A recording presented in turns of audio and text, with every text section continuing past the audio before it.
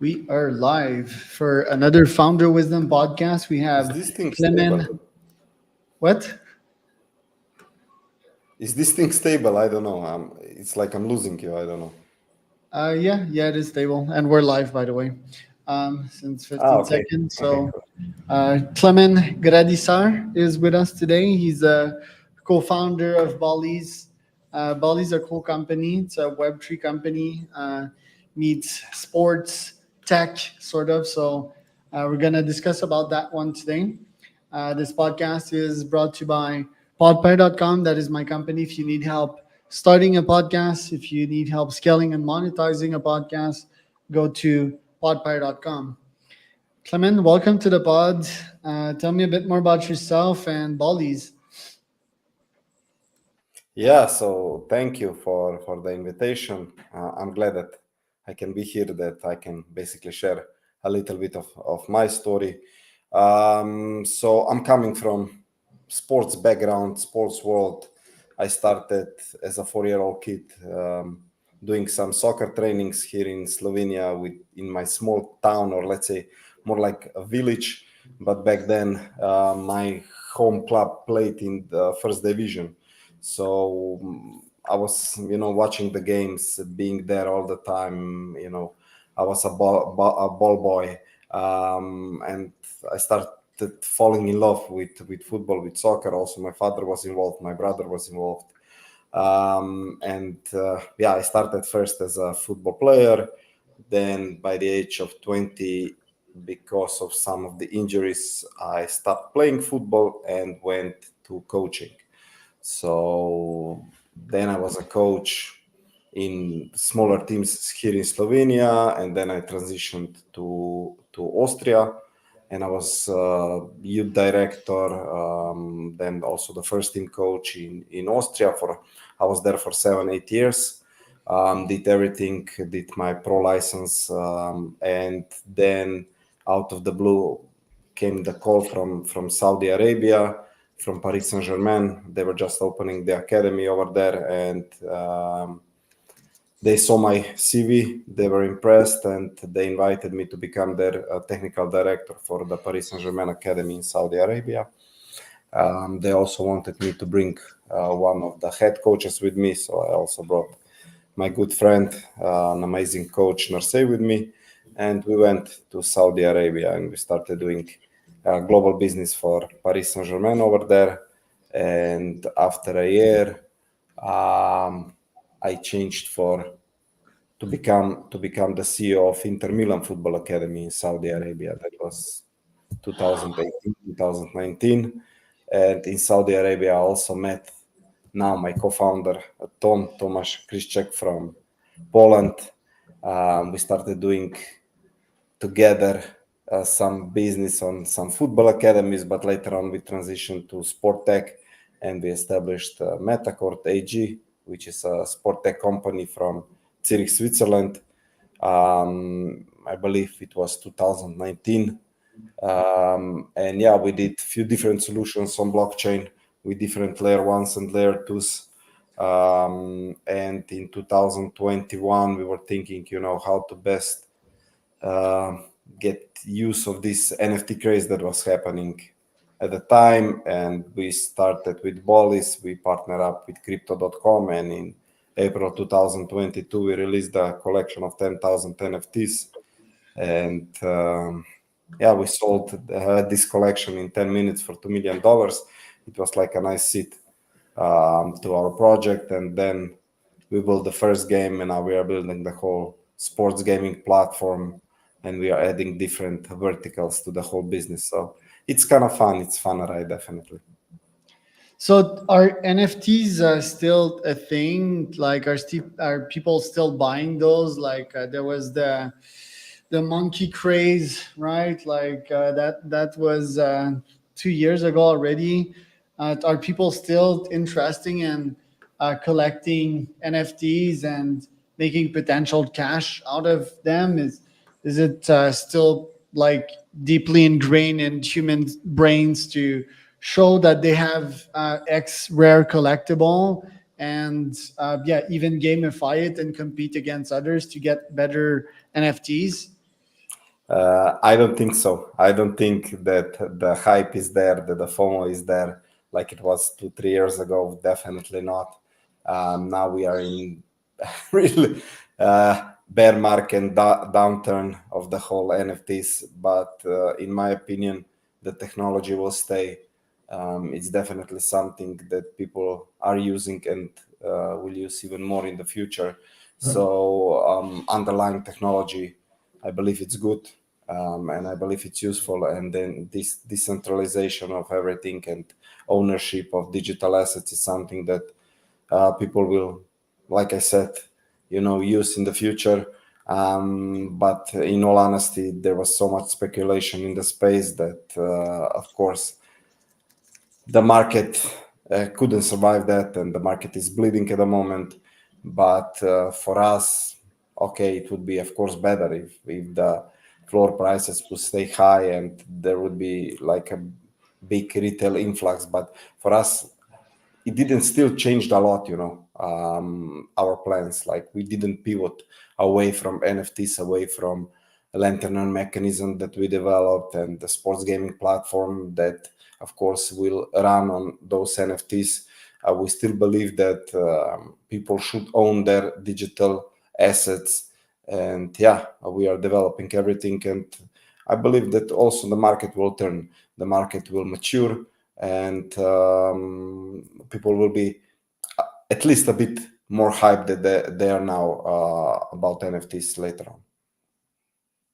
Right. And who's your ICP? Like, who's your ideal client persona, and how do you target them? So for us, it's not just, let's say, Web3 degens.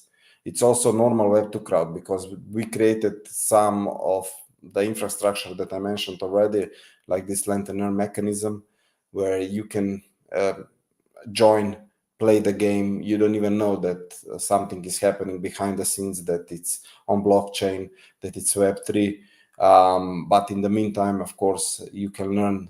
You can then go on the secondary market. You can buy NFTs, and people can then, of course, copy your NFTs. So you're not just lending one NFT to another person, but it's basically a copy, and you can then lend this to multiple different players, different gamers. And of course, since people are spending inside the game, there is economy around it. People are then also able to earn money. So it's about active earning, like you're playing the game, and also passive income, if you build this economy around your avatars. And like I mentioned, for us, one thing is what we are doing is, of course, targeting those Web3 degens, Web3 gamers. On the other hand, we are also going through traditional channels. We partner up also with Google, and Google is helping a lot with targeting the right audience, Web2/Web3 audience. So yeah, that's And it. that audience, like Web3 users, where do you get that data specifically, and what kind of people are these people? Are they early adopters? Are they more entrepreneurial? Do they have a job? Are they in tech? What's their characteristics?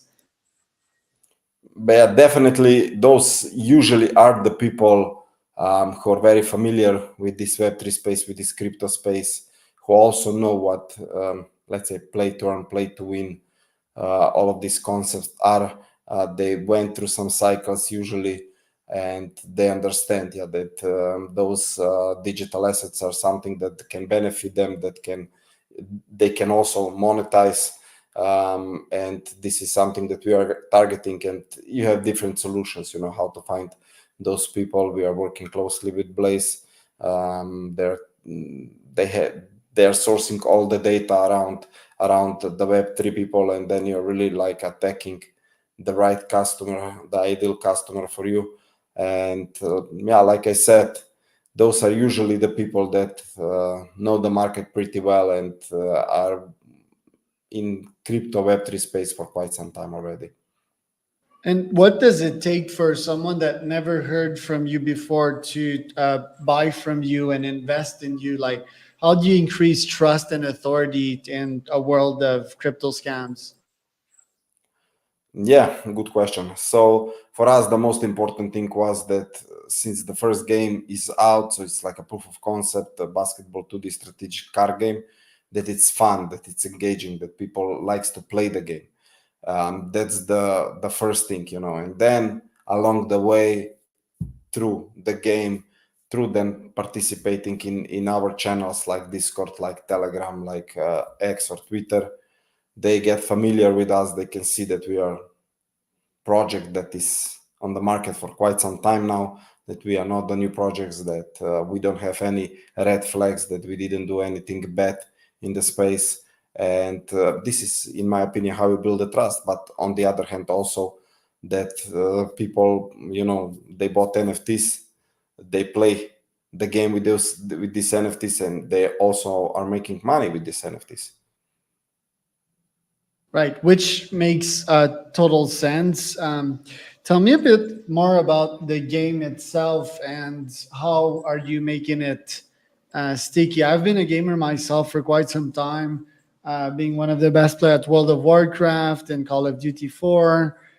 Recently, I had a Switch, but I sold it off to focus on my business, right? Really to gamify my own business and make it a game, which I think I was successful. Once you do that, you can make a lot of money.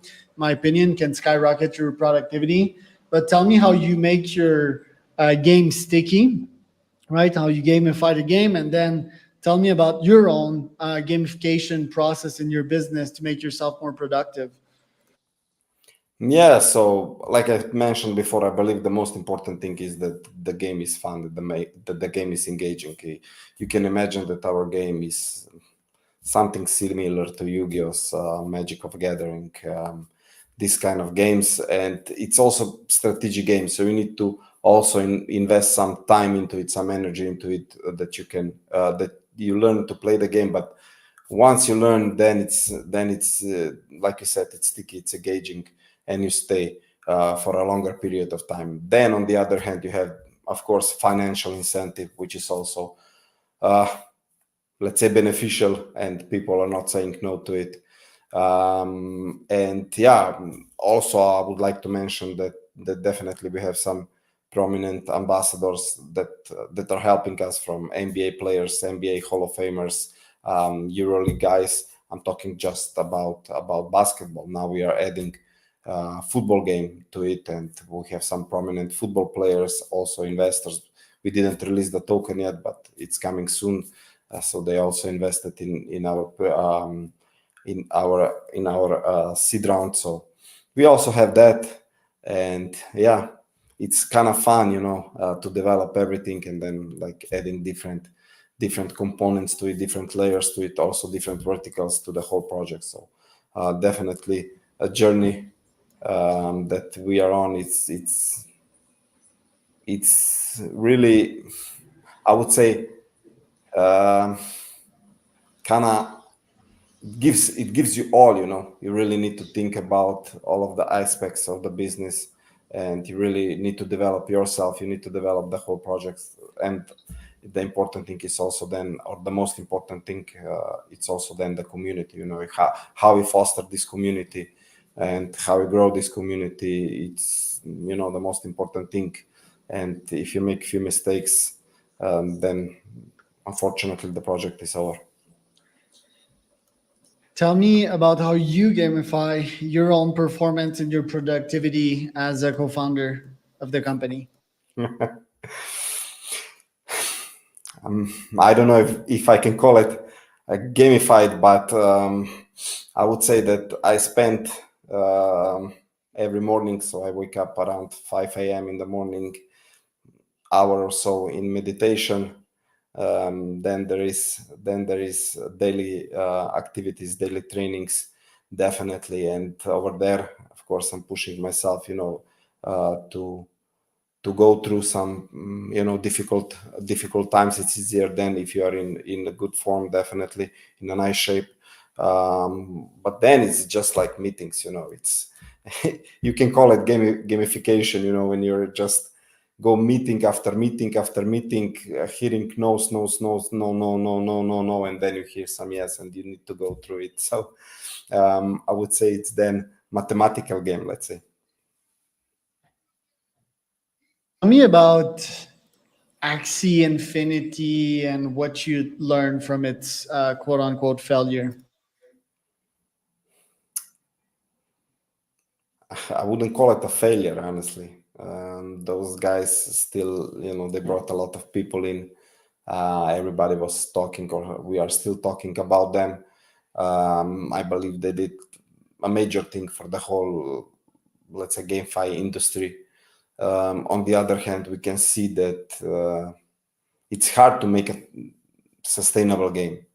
And this is something that we are very aware of, and we'll be doing everything that is in our power, to have the sustainable business model, tokenomics around it. So it's not just like a 2-3 month or 1 year thing. Right. Yeah.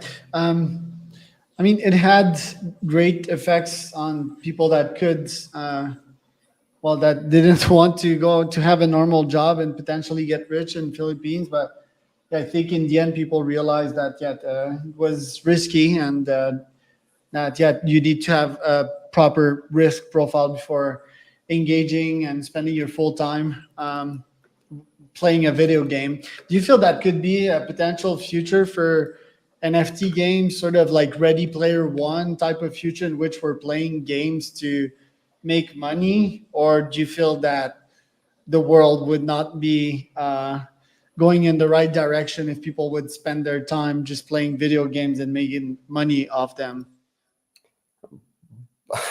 But wouldn't you say that somebody is making money from the games, but now these are like a big publishers and so on, and the people are spending tons of hours and of course tons of money inside the games and don't have anything for them. Then later on, they can also get just erased, blocked or whatever, and they don't even have the profile or the skins or whatever they bought. So I honestly, I believe that we should move to the direction of ownership, digital ownership. People own their avatars, their skins, and so on and so forth.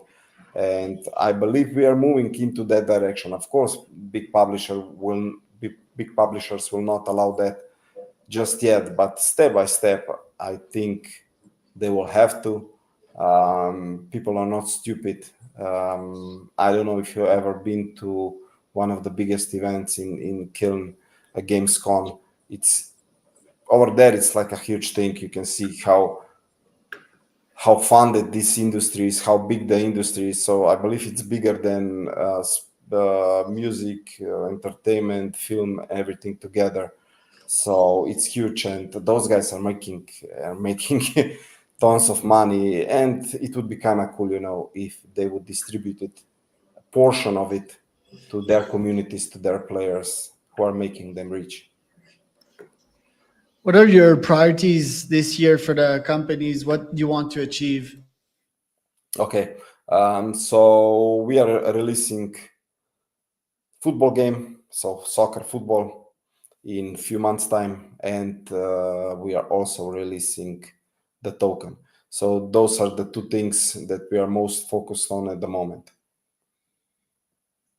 Well, I see on the website here that you're dropping something here. Let's see here what I saw. You're having a 700K airdrop. Uh, what do you expect from that, and how long will it last? Yeah, it will last until the TGE. The tentative plan is that we release the token end of November, but let's see, it depends on the market situation, the whole sentiment, the retail, the liquidity, and what we are expecting from it. We would like for people to participate in that airdrop. Why? Because of course they will spread the word about Ballies, and we are getting more awareness, we are getting more followers, we are getting more gamers, we are getting more customers at the end of the day. And of course, it's the only right thing to do, that we incentivize those people who will be spreading the message, and that they have something in return. Very cool. What app are you using for the airdrop itself? We are working with few different providers, from Blaze to Cookie Tree and so on. So yeah, definitely check our website ballies.gg.